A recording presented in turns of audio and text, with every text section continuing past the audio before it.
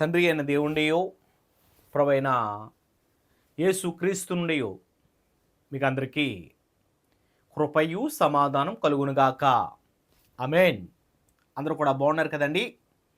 మీరందరూ కూడా బాగుంటారని బాగుండాలని ప్రభు పేట నేను ఎంతగానో ఆశిస్తా ఉన్నాను.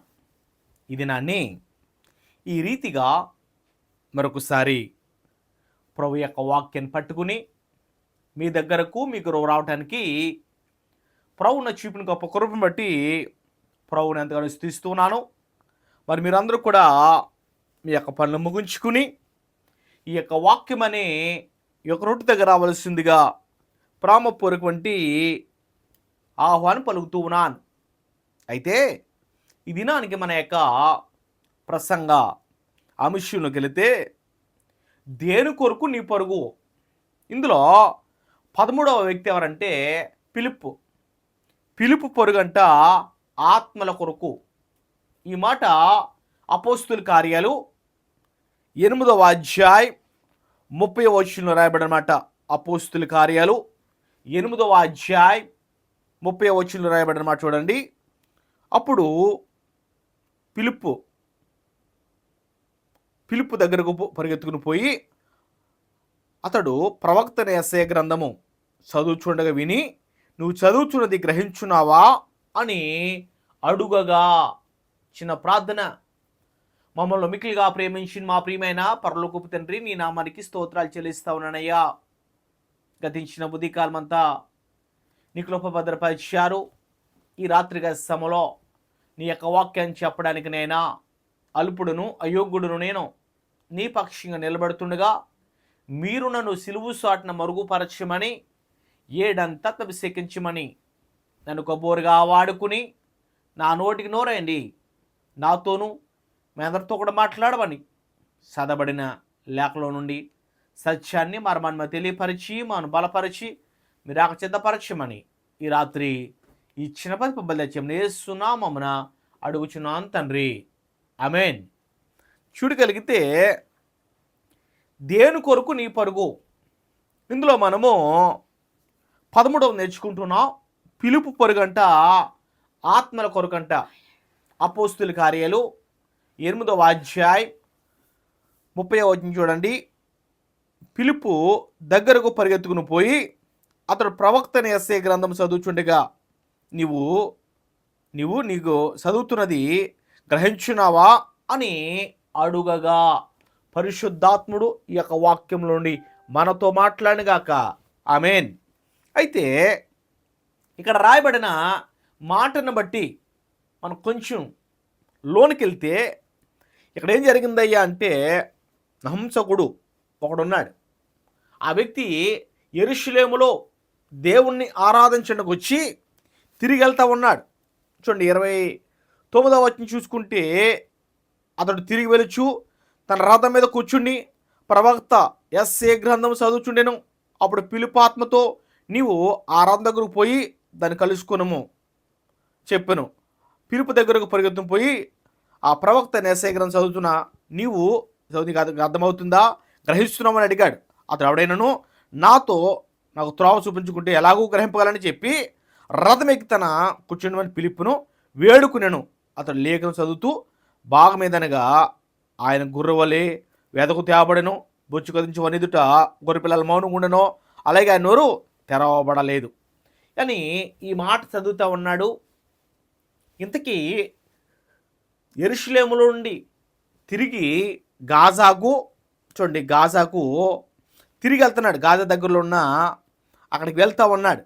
వెళ్తున్న సందర్భంలో జరిగిన మారమంట అంటే గాజాకు పోవు అరణ్య మార్గంలో కలిసి కొన్ని పిలుపు చెప్పగా వెళ్తూ ఉన్నాడు. ఇప్పుడు మనం చూస్తూ ఉన్నాం, వీరిరువురు కూడా కలిసి వెళ్తూ ఉన్నారు. వెళ్తున్న సందర్భంలో ఏం జరిగింది అంటే, నహంసకుడు అంటే అతడు వచ్చాడు కానీ బైబిల్ చదువుతున్నాడు కానీ అతనికి ఏమైనా అర్థమవుతుందా, నువ్వు గ్రహిస్తున్నావా అని అడిగితే, నాకు ఎవడైనా తోవ చూపించకపోతే నాకు ఎలా తెలుస్తుంది, నాకు దాని గురించి ఎవడైనా వివరించకపోతే నాకు ఎలా అర్థమవుతుంది అని అతను అంటూ ఉంటే, వెంటనే అక్కడ మనం చూస్తూ ఉన్నాం అక్కడ ఏముందంటే అతను లేఖనం చదువుతున్న భాగము ఏదనగా, ఆయన గొర్రెవలే వదకు తేబడెను, బొచ్చు కత్తిరించి వనిదుట గొర్రెపిల్ల ఎలాగో మౌనంగా ఉండెనో అలాగే ఆయన నోరు తెరవబడలేదు అన్నాడు. తెరవకుండా అన్నాడు. చూడండి, గొర్రెపిల్ల ఏ విధంగా బొచ్చు కత్తిరించబడే మౌనంగా ఉంటుందో, ఈరోజు మన కొరకు యేసయ్య కూడా అలా మౌనమైపోయాడు అని యేసయ్య గురించి, యేసయ్య ఆ యొక్క మాటల గురించి చెబుతూ ఉంటే ఆ నహంసకుడు వెంటనే అతని బ్రతుకుల్లో, అతని జీవితంలో యేసు ప్రభువును అంగీకరించడానికి ఇష్టపడ్డాడు, యేసు ప్రభువును చేర్చుకోవడానికి ఇష్టపడ్డాడు. అప్పుడు చూడండి, అక్కడ 33వ వచనము, ఆయన ధీరత్వం బట్టి ఆయనకు న్యాయ విమర్శ దొరకకపోయేను, ఆయన సంతానము ఎవరను విదిరింతురు, ఆయన జీవం భూమి మీద నుండి తీసివేయబడినదన్నాడు.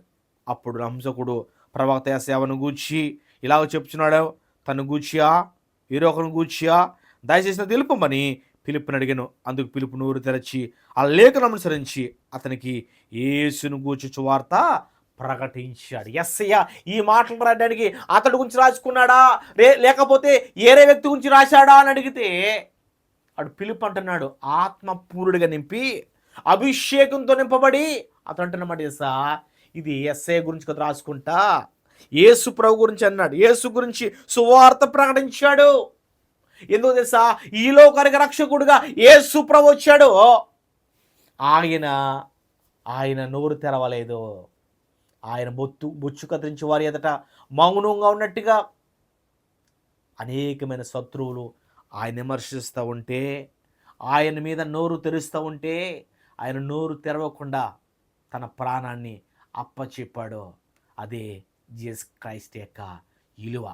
మరి ఈరోజు ఈ మాటలు వింటున్న మన బ్రతుకుల్లో, మన జీవితాల్లో యేసు ప్రభు గురించి తెలుసుకోవడానికి నువ్వు ఎక్కడెక్కడికో వెళ్తూ ఉన్నావు, కానీ తెలుసుకోవాల్సిన వ్యక్తిని తెలుసుకోకుండా ఉంటే అది నీ బ్రతుకు ఏమాత్రము కూడా ఉపయోగం కాదని దేవుని సేవకుడిగా నిస్సందేశంగా వాక్యాన్ని ప్రకటిస్తా ఉన్నాను.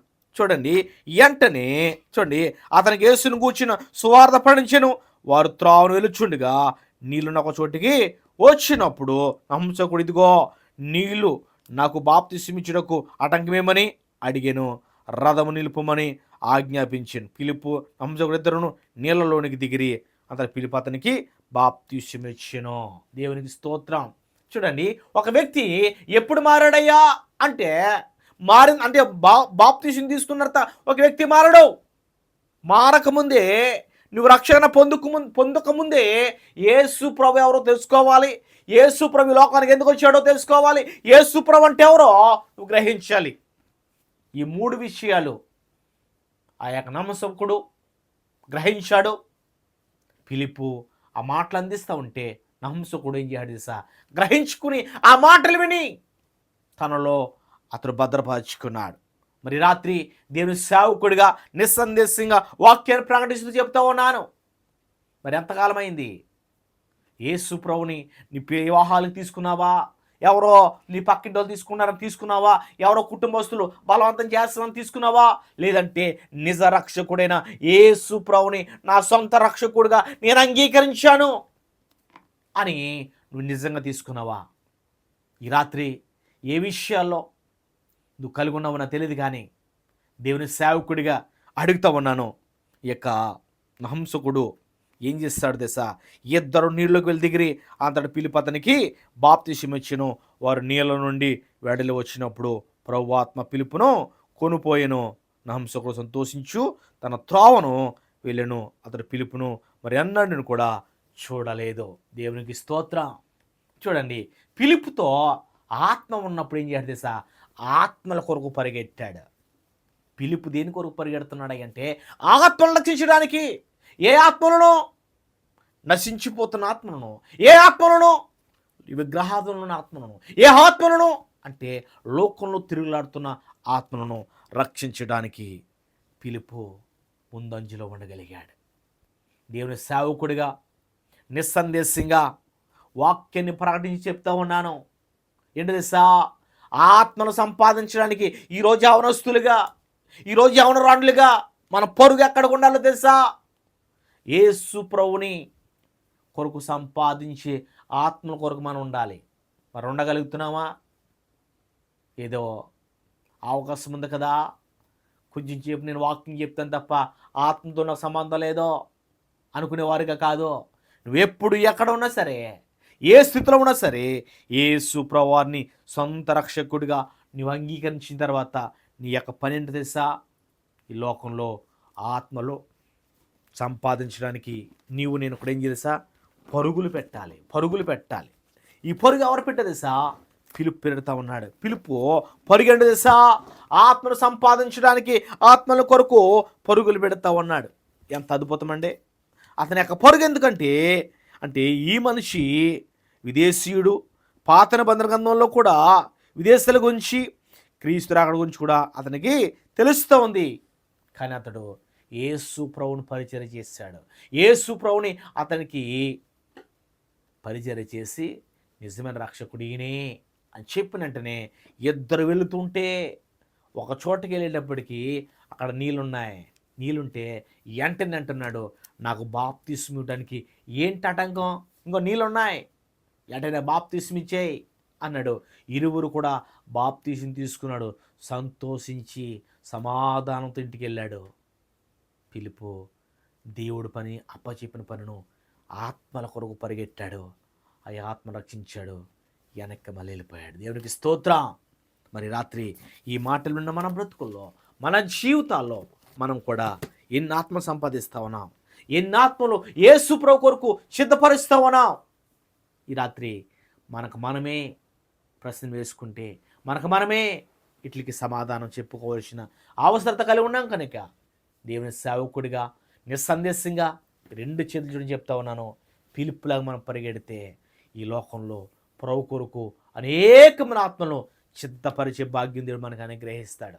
మరి అట్టి రీతిగా ఈ రాత్రైనా మనం అట్టి నిర్ణయం తీసుకుని ప్రభు సన్నిధిలో ముందుకునడానికి, ప్రభుతో ముందుకునడానికి ఇష్టపడుతూ ఉంటే కనుక దేవుడు మనల్ని ఖచ్చితంగా దీవిస్తాడండి. ఈ పిలుపు ఒక్కడికైనా బాధ్యత మనకు లేదా అంటే యేసు ప్రభుని సొంత రక్షకుడిగా అంగీకరించిన ప్రతి ఒక్కరిలో కూడా ఈ యొక్క ఆశ ఉండాలి. నాకు యేసు ప్రభు కొరకు ఆత్మను సంపాదించాలి, నా యేసు ప్రభు కొరకు నేను ఆత్మలను సంపాదించేవారిగా ఉండాలని ప్రతి ఒక్కరము కూడా అట్టి రీతిగా మనం సిద్ధపడితే దేవుని రాకడలో ఎత్తబడడానికి, దేవునితో సహవాసం చేయడానికి దేవుడు కృప చూపుతాడు. కనుక ఈ రాత్రి ఈ మాటలు మీ అందరికీ తెలియపరుస్తూ నా యొక్క మాటలు ముగిస్తా ఉన్నాను. దేవుడు ఈ మాటల్ని దీవించి ఆశీర్వదించునుగాక. ఆమేన్. మనందరూ కూడా ప్రార్థన చేసుకుందామండి.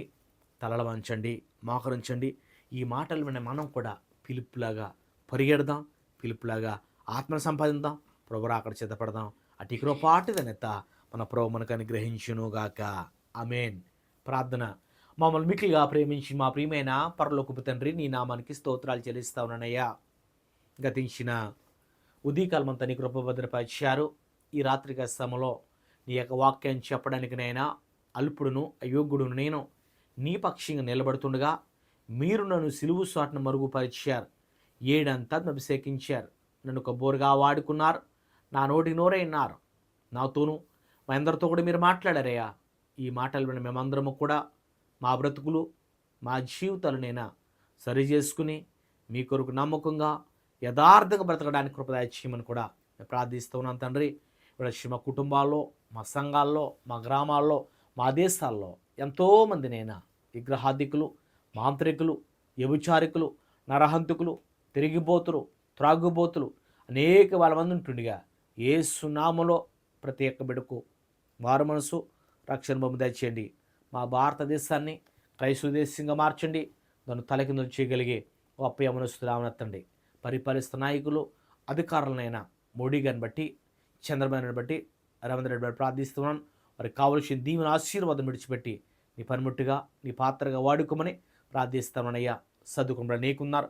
వారి దిశలోనూ విశ్వాసంలోనూ ఏదో దయచేయండి. ఉద్యోగపడత దయచేయండి. వివాహం చేతబడుకు బాసులు చేతపరచండి. వివాహమై అనేక సంస్థల వారి జీవితాల్లో సంతాన అభివృద్ధి లేక ఏ గర్భం అయితే ఇమిబడి పొందో ప్రతి గర్భము నజరేయుడైన యేసు నామములో తెరవడానికి కృప దయచేయండి. ఎంతమంది భార్యాభర్తలు బిడ్డలేక ఈ ప్రార్థనలో ఏకీభవిస్తున్నారో వారికి కూడా తల్లిదండ్రి గొప్ప భాగ్యం తెచ్చండి. గర్భిణులు దీవించండి. నెల నిండుతుండగా సులువైన కానుక దయచేయండి. ఆర్థిక సమస్యల్లో, అప్పుల బాధల్లో అనేక మంది బిడ్డలు కూడా విడిపించండి. ఎంతమంది బిడ్డలు అయితే ఇన్ని దేశం గృహాలు లేక, స్థలం డబ్బులు లేక అనేకం ఉంటున్నారో, యెహోవా ఇల్లు కట్టించడలా దాన్ని కట్టివారు ప్రసవ నీకు వాక్యం సెలవిచ్చారు. ఆ గృహాలు మీరు కట్టమని, అధిపతిగా మీరు నడిపించమని కూడా మేము ప్రార్థిస్తున్నాను. ఈ దేశాల్లోనైనా ఎంతోమంది వీసాలు లేక, పనులు లేక, అక్కమ్మ లేక, పాస్పోర్ట్లు లేక, లైసెన్స్ పనులు అనేక మంది ఉంటుండగా వారు అక్కలు తీర్చండి. విదేశాలు యాక్సిడెంట్ గురైపోయి వ్యాధులతో రోడ్డు స్వస్థ ఇచ్చండి. ఈరోజు ఎవరైతే పుట్టినరోజు జరుపుకున్న బిడ్డలు బట్టి, వాళ్ళ తండ్రి పిల్లలు జరుపుకున్న బిడ్డలు బట్టి ప్రార్థిస్తున్నాను. గత సంవత్సరం నుండి ఈ సంవత్సరము అనేక మంది దీవెన ఆస్తులు విడిచిపెట్టండి. ఆప్తం కోల్పోయి దుఃఖంలో వేదన కుటుంబంలో బట్టి ప్రార్థిస్తున్నాను. వారి కుటుంబాలకి ఓదార్పు, ఆదరణ దాచండి. యెరూషలేమా, నిన్ను ప్రేమించేవారు వృద్ధుని యొక్క వాక్యం చదివిస్తున్నారు.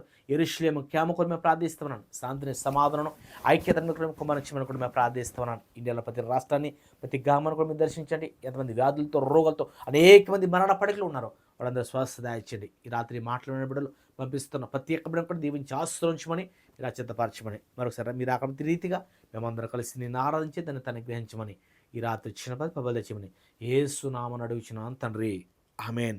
మన తండ్రి దేవుని ప్రేమయు, ప్రభువైన యేసుక్రీస్తు కృపయు, పరిశుద్ధాత్మకుని సహవాసము ఈ రాత్రి మాటలు బిడ్డలకును పంపిస్తున్న బిడ్డలకును ఇప్పుడు నెలప్పుడును సదాకాలము తోడైనను గాక, ఆమేన్. అందరికీ వందాలండి. దేవుడు మిమ్మల్ని, మీ కుటుంబాలు దీవించిన గాక. మరి పరిచయం మీకు ఆశీర్వాదం దీవెనకరంగా ఉంటే ఇది మీ స్నేహితులకి, మీ బంధువులకి మీ కుటుంబం పంపించండి. దీని ద్వారా దేవుని ఎక్కడ జరగడదాం. ఇట్లా తినే సేవకుడు pastor Kollabathula Sivaratnam, God bless you. మరి మా యొక్క యూట్యూబ్ ఛానల్ని ప్రతిరోజు కూడా మీరు ఎంతగానో వింటూ ఉన్నారు. మరి మీ యొక్క ప్రార్థన అవసరం మాకు కోరుతూ ఉన్నారు. మీ కొరకు మా కుటుంబం అంతా ప్రార్థన చేస్తూ ఉంది. మరి యెరూషలేము నుండి మీకు శుభాలు తెలియపరుస్తూ ఉన్నాను. మరి యెరూషలేములో అనేకమైన పరిశుద్ధమైన స్థలాలు మీ కొరకు మేము అప్లోడ్ చేస్తూ ఉన్నాం. మీరు మా ఛానల్ని తెలియని వారికి తెలియపరచండి. మా యొక్క పరిచర్యకు పాలు భావిస్తూ ఉండండి. దేవుడు మిమ్మల్ని, మీ కుటుంబాలను దీవించును కాక, ఆమేన్. By God bless you all.